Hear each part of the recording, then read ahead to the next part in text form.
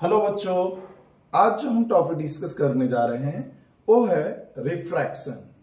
क्या है? रिफ्रैक्शन। ठीक है ना। अब बाबू देखिए, है ना, आप लोग का 3-4 महीना 10 क्लास का निकल गया है। ठीक है, 3-4 महीना 10 क्लास का निकल गया है। अब जितने लोग सीरियस नहीं हुए हैं वो कृपया करके सीरियस होकर करके पढ़ाई कीजिए। ठीक है ना। अगर जिनका टारगेट है 90 प्लस लाना तो आप फोकस कीजिए। ठीक है ना। हर पेपर को, हर टॉपिक को आप इतने बार पढ़िए कि आपको लगे नहीं कि अगर हमको बोर्ड कहीं से भी पूछेगा, कहीं से भी उठाएगा तो मैं उसको है ना इजिली डील कर सकता हूं। ठीक है ना। तो चलिए बाबू, यहां पे हम डिस्कस करते हैं रिफ्रैक्शन होता क्या है। ठीक है, तो यहां पे बाबू हेडिंग देते हैं रिफ्रैक्शन। रिफ्रैक्शन। ठीक है, तो अगर हम रिफ्रैक्शन के बारे में अगर हम डिस्कस करते हैं तो उसके पहले बुआ हम डिस्कस करते हैं रिफ्लेक्शन। तो रिफ्लेक्शन आप लोग को पता होगा, है ना। देखो एक चीज और मैं कहना चाहूंगा कि 10th का सिलेबस जो है ना, 10th का जो सिलेबस है, इसी दो घटना पे, इसी दो फिनोमिनन पे, एक बुआ रिफ्लेक्शन और एक जो रिफ्रैक्शन, उसी पे बुआ पूरा कहानी चलते चलेगा। ठीक है ना। तो हम यहाँ पे रिफ्रैक्शन का डिस्कस करेंगे। तो रिफ्रैक्शन का मतलब क्या होता है? आप लोग कभी कभी देखते हो, अभी गर्मी का सीजन है, शिकंजा पिए हैं। शिकंजा जब पीने जाइएगा गर्मी बुआ ठेला वाला पर, तो देखिएगा उसमें एक स्ट्रॉ डालता है। तो देखते होंगे कि जब स्ट्रॉ वो ग्लास में डालते हैं तो देखते होंगे साइड से देखिएगा तो वो टेढ़ा नजर आता है। क्या नजर आता है? टेढ़ा नजर आता है। या तो कभी कभी आप बुआ गए होंगे मछली मारने, गए हो, कहो हाँ सर सीबीएसई बोर्ड में पढ़ते हैं कि तो मछली मारने जाएंगे। तो कभी कभी बुआ देखना मछली, अतः ठीक है मान लेते हैं बुआ तुम्हारे घर में एक्वेरियम होगा। अगर एक्वेरियम होगा तो तुम देखना बाबू क्या है कि अगर उसमें मछली होगा ना तो उसको ऊपर से देखोगे ना तो मछली का एक्चुअल जो डेप्थ कुछ और रहेगा और वो दिखेगा कहीं और। तो वो भी हम लोग डिस्कस करते हैं कहां पे? रिफ्रैक्शन में। कहां पे डिस्कस करते हैं? रिफ्रैक्शन में। तो सबसे पहले अगर हम रिफ्रैक्शन का बात करें तो रिफ्रैक्शन कहता है किसको है बुआ? तो कहता है when a ray of light, when a ray of light, when a ray of light passing from one medium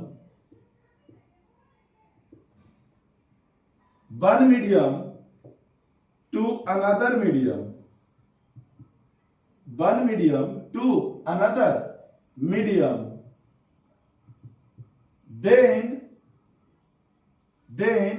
it bends from the original position, bend from the original position, that is called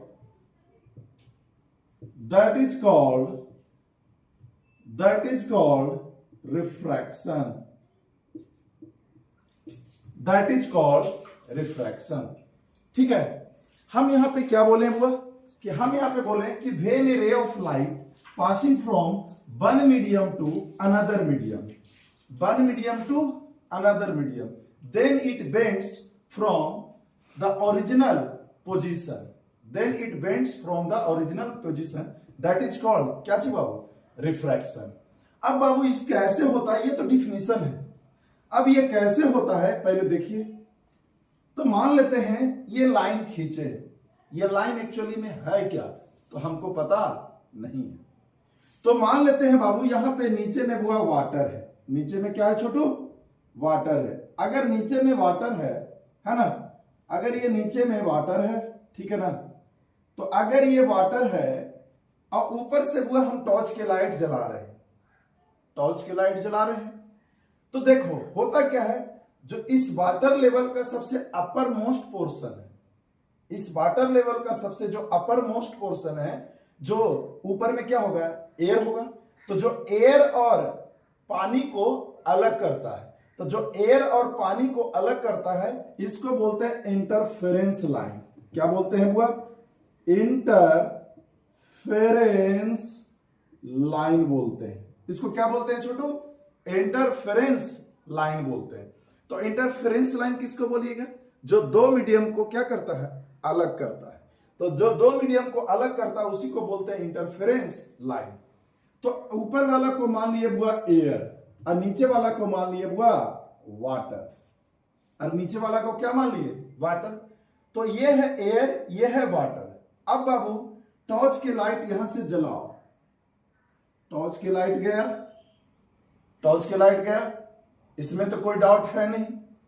तो अब torch की light गया तो तुमको पता होगा कि light का एक प्रॉपर्टी पढ़ोगे कि light always travel along a straight path. वो 7-6 से पढ़ते आओगे रेक्टिलिनियर प्रोपगेशन ऑफ लाइट में। तो अगर light travel along a straight path तो बुआ इसको तो जाना चाहिए था, ऐसे जाना चाहिए था, इसको तो जाना चाहिए था, स्ट्रेट जाना चाहिए था। लेकिन अब देखो इसमें क्या करते हैं, अब यहां पे बुआ एक हम नॉर्मल ड्रा करते हैं। ये क्या करते हैं नॉर्मल, तो नॉर्मल डालते हैं बुआ। तो इस लाइन पे हम नॉर्मल डाले एन डैश, क्या डाले बाबू एन डैश।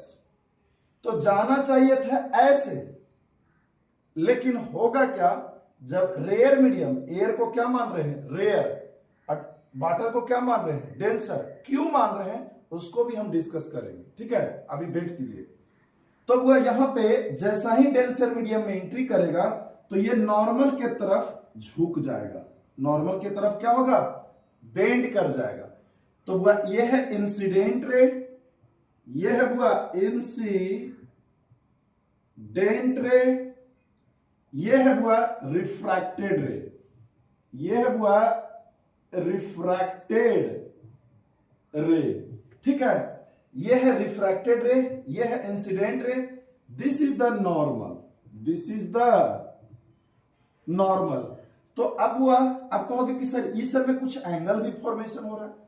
तो जो ये एंगल बन रहा है छोटू, इसको एंगल आई बोलेंगे, इसको बोलते हैं एंगल ऑफ इंसिडेंट, इसको बोलते हैं angle of incident.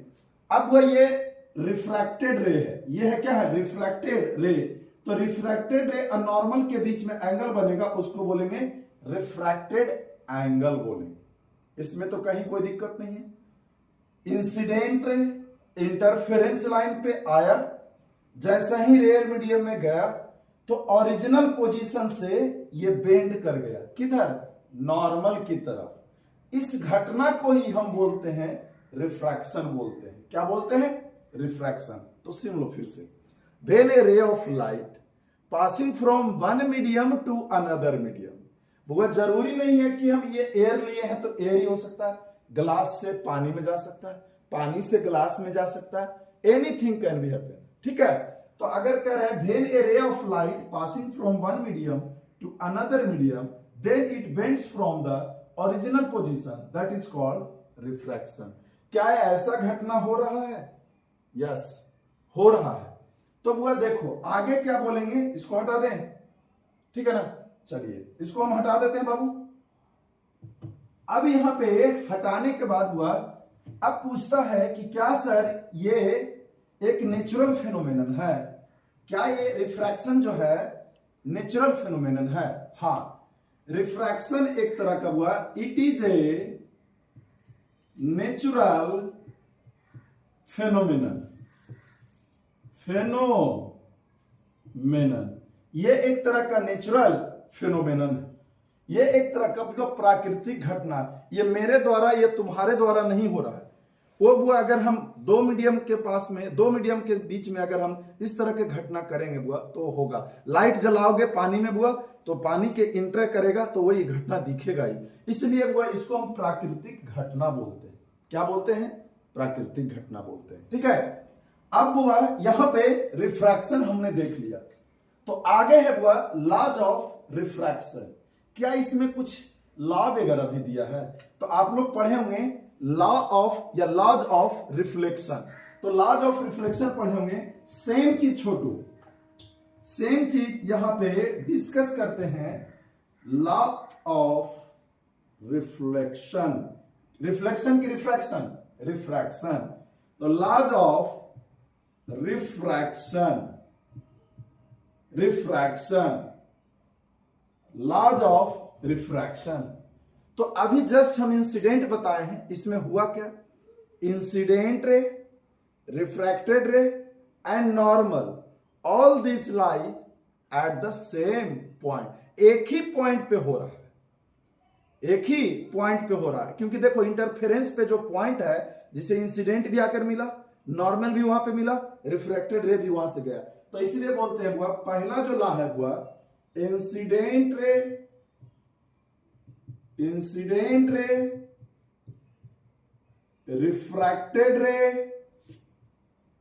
And incident ray, refracted रे and normal, all these lies at the same point,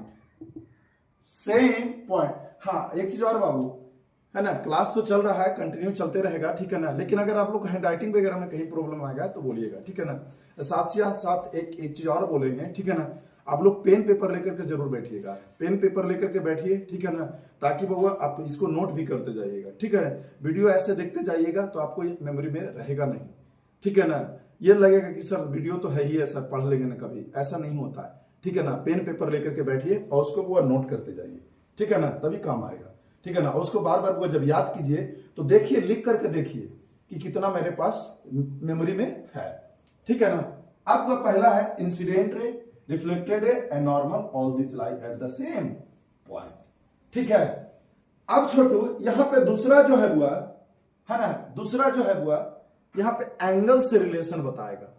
का नाम सुने हैं साइन, नाम सुने हैं कॉस, ये सब का सुने होंगे, तो उसी से हुआ है। तो कहता है the ratio of sine angle of incident to the sine angle of refraction gives a constant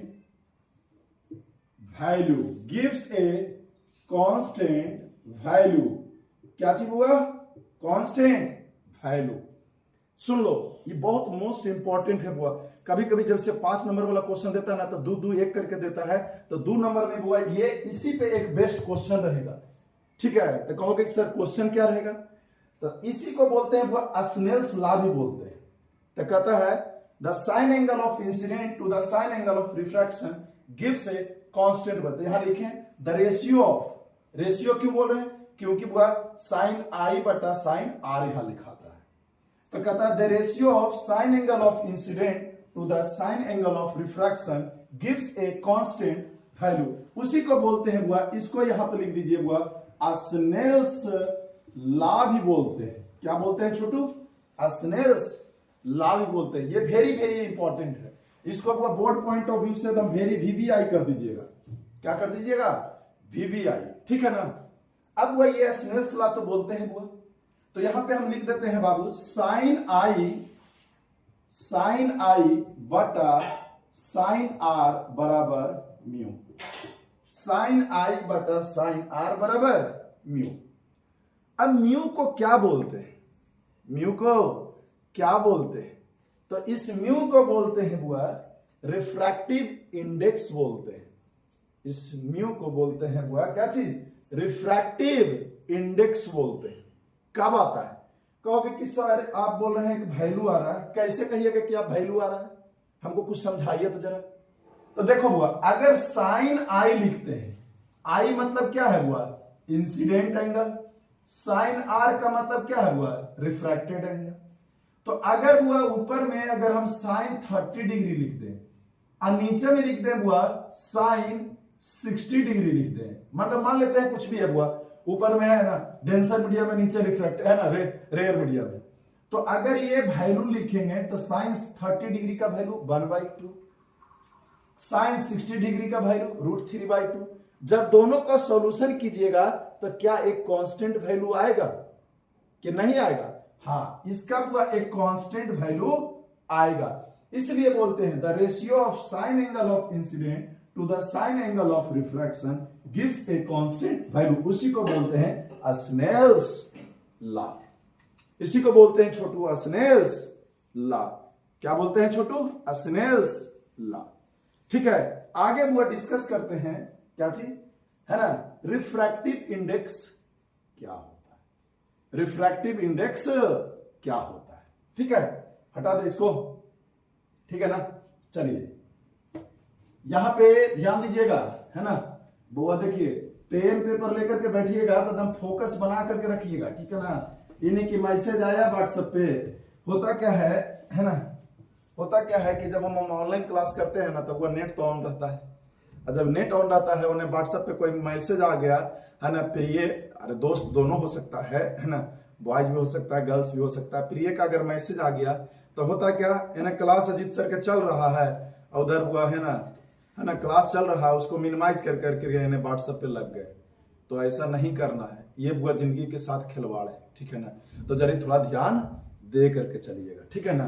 तब वह अगला जो टॉपिक है वो क्या है, रिफ्रैक्टिव इंडेक्स। तो अब बाबू देखो ये मोस्ट इंपॉर्टेंट है, वो ये पूछता है एग्जाम में इससे, refractive index. Refractive index, refractive index. तो रिफ्रैक्टिव इंडेक्स कहते किसको है छोटू? चलिए एक्चुअली ना रिफ्रैक्शन का मतलब क्या होता है पहले उसको समझाते हैं। ये रिफ्रैक्शन का मतलब क्या होता है उसको समझाते हैं। मान लेते हैं छोटू, ये है एयर, ये है वाटर, ये है एयर, ये है वाटर। अब वह मान लेते हैं ये एयर है, ये है वाटर। इसमें वह तुमको इसको हम क्या माने, डेंसर ये डेंसर माने कि रेयर माने? तो इसको मान लेते हैं रेयर, और इसको मानते हैं वह डेंसर। इसको मानते हैं क्या चीज हुआ, डेंसर, ठीक है ना। इसको एयर को माने रेयर, इसको माने डेंसर। अब कैसे रेयर और डेंसर होगा हमको कुछ पता नहीं है। तो तुम कहोगे कि सर आप तो रिफ्रैक्टिव इंडेक्स लिखे थे, पता कैसे नहीं? तो पता है बुआ, आपको पता करवाना है, समझे ना।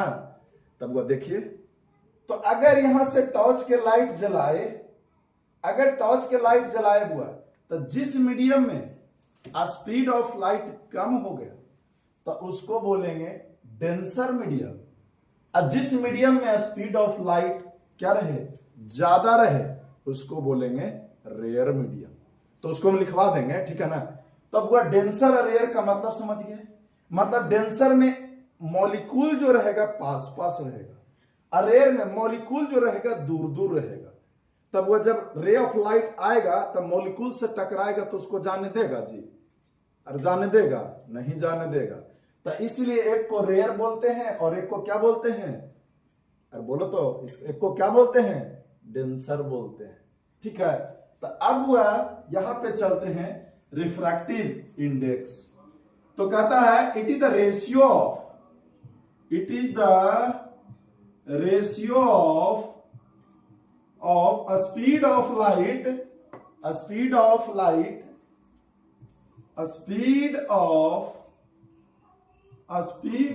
light, a speed of light in air to the a speed of light in any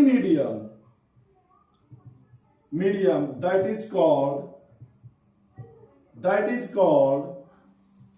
that is called refractive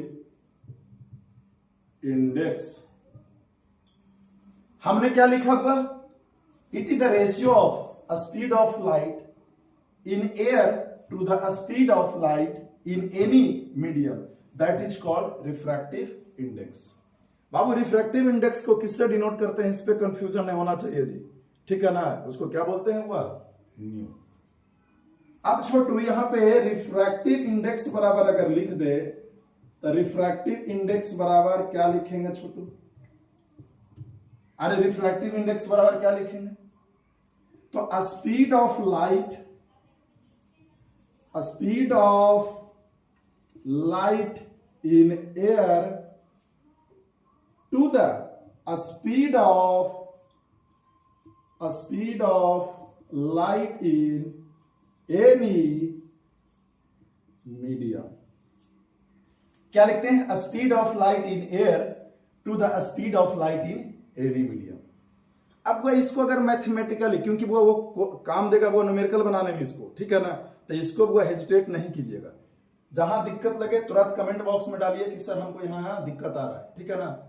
इसमें को देखो, न्यूमेरिकल, थ्योरी, किसी भी चीज में अगर कोई थोड़ा सा भी दिक्कत आए वो बेझिझक बोलिए। इसलिए भी आप लोग को उसके साथ मैं फ्रेंडली रहता हूं, ठीक है ना, कि कहीं देखिए पढ़ाई से रिलेटेड मतलब दिक्कत नहीं होना चाहिए। एक होता है क्या ना कि कंधा पे हाथ रखने दिए तो बोले कि सर करने जा रहे हैं, ऐसे नहीं हुआ। एक रिस्पेक्ट, एक डिस्टेंस भी बनाना है। फ्रेंडली का मतलब है कि पढ़ाई से रिलेटेड किसी भी तरह का प्रॉब्लम आए उसमें दिक्कत नहीं, ठीक है। तो वो देखो रिफ्रैक्टिव है ना, रिफ्रैक्टिव इंडेक्स को इसको म्यू बोल रहे हैं, और इसको सी बटा क्या बोल रहे हैं वो भी, और इसको क्या बोल रहे हैं? सी बटा भी। क्या ऐसा बोल रहे हैं? सही। अब वो यहां पे हम रिलेशन निकालना चाहेंगे। क्या निकालना चाहेंगे? रिलेशन निकालना। तो पहले रिलेशन निकालने से पहले हुआ हम हुआ यहां पे रेयर मीडियम किसको कहते हैं, डेंसर मीडियम किसको कहते हैं, ये सबको हम डिस्कस कर लेते हैं। कर लेना जी। चलिए आइए इसको हटा दे। चलिए अब बाबू देखे, है ना, अब बाबू देखिए क्या है कि देखिए अब हम यहां पे डिस्कस क्या करने जा रहे हैं कि यहां पे मान लेते हैं छोटू, यहां पे इसको भी हटा देते हैं, ठीक है ना, इसको हटा देते हैं। मान लेते हैं बाबू इसमें एयर में हुआ स्पीड ऑफ लाइट है v1, इसमें स्पीड ऑफ लाइट है v2, इसमें स्पीड ऑफ लाइट है v1, इसमें स्पीड ऑफ लाइट क्या है v2, ठीक है। तो पहले हुआ डिस्कस करते हैं कि रेयर मीडियम किसको कहते हैं, रेयर मीडियम किसको कहते हैं। तो रेयर मीडियम का मतलब क्या है कि स्पीड ऑफ लाइट क्या होगा, ज्यादा होगा, स्पीड ऑफ लाइट क्या होगा, फास्ट होगा। तो यहां पर लिखेंगे स्पीड ऑफ लाइट फास्ट होगा। और अगर डेंसर मीडियम का बात करें हुआ, डेंसर मीडियम का अगर हम बात करें तो डेंसर मीडियम का क्या बात करेंगे, स्पीड ऑफ लाइट क्या होगा हुआ, स्लो होगा। स्पीड ऑफ लाइट क्या होगा हुआ, स्लो होगा। स्पीड ऑफ लाइट क्या होगा, स्लो होगा। चलिए इतना तो हुआ समझ गए आप, इतना तो आप समझ गए। तो अगर बोले कि रिफ्रैक्टिव इंडेक्स और वेलोसिटी में हमको रिलेशन बता दो छोटू, तो क्या तुम नहीं बता दोगे? और नहीं बता दोगे? बता दोगे। क्योंकि देखो अगर हम यहां लिख दें रिलेशन बिटवीन रिफ्रैक्टिव इंडेक्स, मतलब यहां छोटा में लिख देते हैं between refractive index and velocity लिख दें, क्या नहीं बता दीजिएगा? हमको तो लगता है 100% आप बता दीजिएगा। कैसे बाबू? तो देखिए अगर मान लेते हैं वो लिखते हैं म्यू, अगर हम म्यू लिखते हैं तो अगर हम म्यू लिखते हैं तो म्यू का मतलब क्या है? म्यू का मतलब यह है कि अगर रिफ्रैक्टिव इंडेक्स, ठीक है ना, तो अगर यहां रिफ्रैक्टिव इंडेक्स जो है ये इनवर्सली प्रोपोर्शनल टू है किसके बाबू, वेलोसिटी का। क्यों? क्योंकि रिफ्रैक्टिव इंडेक्स हमको यह बताता है कि किस मीडियम में स्पीड ऑफ लाइट ज्यादा है और किस मीडियम में स्पीड ऑफ लाइट कम है, ठीक है। हमको क्या बताएगा, रिफ्रैक्टिव है ना, रिफ्रैक्टिव इंडेक्स हमको यह बताता है कि किस मीडियम में स्पीड ऑफ लाइट ज्यादा है और किस मीडियम में स्पीड ऑफ लाइट कम है। तो ये अगर रिफ्रैक्टिव इंडेक्स जो है वो इनवर्सली प्रोपोर्शनल होगा v का। किसके होगा वो, v का। तो अगर v का होगा तो अगर हम मान लेते हैं मीडियम वन के लिए, किसके लिए? अगर हम वो एयर के लिए तो एयर के लिए क्या होगा, 1 वेलोसिटी क्या है v1, इसको 1 मानो। अगर वाटर के लिए लिए तो इसको μ2 मानो, इसको क्या होगा V2, इसको 2 मानो। अगर हम दोनों को डिवाइड देते हैं, दोनों को क्या करते हैं छोटू, डिवाइड देते हैं, तो अगर डिवाइड देंगे तो μ1 बटा क्या यहां आएगा μ2। तो अगर यहां छोटू μ1 बटा अगर यहां μ2 आएगा, μ1 बटा क्या आएगा μ2 आएगा, तो इसको हम लिख सकते हैं ना, ये उलट जाएगा, तो उलट जाएगा तो यहां लिखेंगे V2 बटा V1, V2 बटा V1। ये देखो, कहोगे कि सर ये सब बताने का क्या मतलब था सर, ये सब बताना इसलिए जरूरी है, ये सब बताना है ना, ये सब बताना हुआ इसलिए जरूरी है, तुमको थ्योरी काम नहीं आएगा, थ्योरी से नंबर नहीं उठता है, नंबर जब भी उठेगा वो न्यूमेरिकल से उठेगा, क्योंकि जैसा ही वो पूरा सही रहेगा तुमको पूरा फुल में फुल नंबर देगा, कहीं काटेगा नहीं। तब वो अगर आप हुआ इसको अगर ये तुम्हारे दिमाग में रहेगा, इस पे अगर न्यूमेरिकल दे दिया तो क्या आप नहीं बनाइएगा? न्यूमेरिकल कैसे देगा, न्यूमेरिकल कैसे देगा? देखिए मान लेते हैं इसमें स्पीड ऑफ लाइट है बुआ, है ना, कुछ दे दिया 3 × 10⁸ दे दिया, 3 × 10⁸ दे दिया। अब वह इसका बुआ रिफ्रैक्टिव इंडेक्स जानते हो, अगर इसमें रिफ्रैक्टिव इंडेक्स दे दिया, अब तुमसे पूछा कि सर बताइए, है ना, क्या होगा, क्या होगा, है ना, वेलोसिटी क्या होगा, तब वेलोसिटी नहीं निकाल दोगे, μ1 जानते हो, है ना, μ2 दिया हुआ, V1 जानते हो, V2 नहीं निकाल लोगे, आराम से निकाल लोगे, समझे? तो ये सब चीज हुआ तुमको बहुत ही काम देगा। तो चलिए इस पे वो हम एक बेसिक क्वेश्चन पहले देख लेते हैं, उसके बाद आगे बढ़ते हैं, ठीक है ना, हटा दें इसको। चलिए अब देखिए इसमें क्वेश्चन कैसे दिया हुआ रहेगा, पहले एकदम सिंपल क्वेश्चन देख लो, ठीक है ना। अब देखो इसमें क्वेश्चन क्या रहेगा, समझो पहले। मान लेते हैं यहां क्वेश्चन क्या है, स्पीड ऑफ लाइट दे दिया, स्पीड ऑफ लाइट तुमको एयर में दे दिया, स्पीड ऑफ लाइट हुआ है ना एयर में दे दिया, v एयर में हुआ दे दिया 3 × 10⁸ मीटर पर सेकेंड। कोई दिक्कत? अगर स्पीड ऑफ लाइट एयर में दे दिया 3 × 10⁸ मीटर पर सेकेंड, अब एयर से रे ऑफ लाइट हुआ ग्लास में जा रहा है, किस में जा रहा है? ग्लास में जा रहा है। अगर ग्लास में जा रहा है, अब तुमको वहां दे दे कि रिफ्रैक्टिव इंडेक्स म्यू का जो वैल्यू है वो 3/2 है, वो 3/2 है। तो तुमसे पूछ देगा कि स्पीड ऑफ लाइट बताइए, स्पीड ऑफ लाइट बताइए ग्लास में, स्पीड ऑफ लाइट इन किसमें छोटू? In glass. तो ग्लास में क्या बताओगे, क्या बताओगे? तब वो क्या तुमको हम अभी बताए हैं रिफ्रैक्टिव इंडेक्स, तो रिफ्रैक्टिव इंडेक्स किसको कहते हैं? The speed of light in air to the speed of light in any medium, that is called refractive index. तो यहां पे हम अगर इसको सॉल्यूशन करने जाएं तो क्या ऐसा जानते हो, वी नो दैट म्यू बराबर c/v, जानते हो कि नहीं जानते हो? अरे जब रिफ्रैक्टिव इंडेक्स बता रहे थे तो म्यू बराबर c/v बताए थे जी। अब वह तुम ये देखो कि रिफ्रैक्टिव इंडेक्स ग्लास का दिया हुआ है या नहीं दिया हुआ है। अरे रिफ्रैक्टिव इंडेक्स ग्लास का दिया हुआ है, दिया हुआ है सर, तो 3/2 दिया हुआ है। एयर से जब जा रहा है ग्लास में, एयर से जा रहा है ग्लास में, तो वह speed of light in air कितना हुआ? 3 × 10⁸।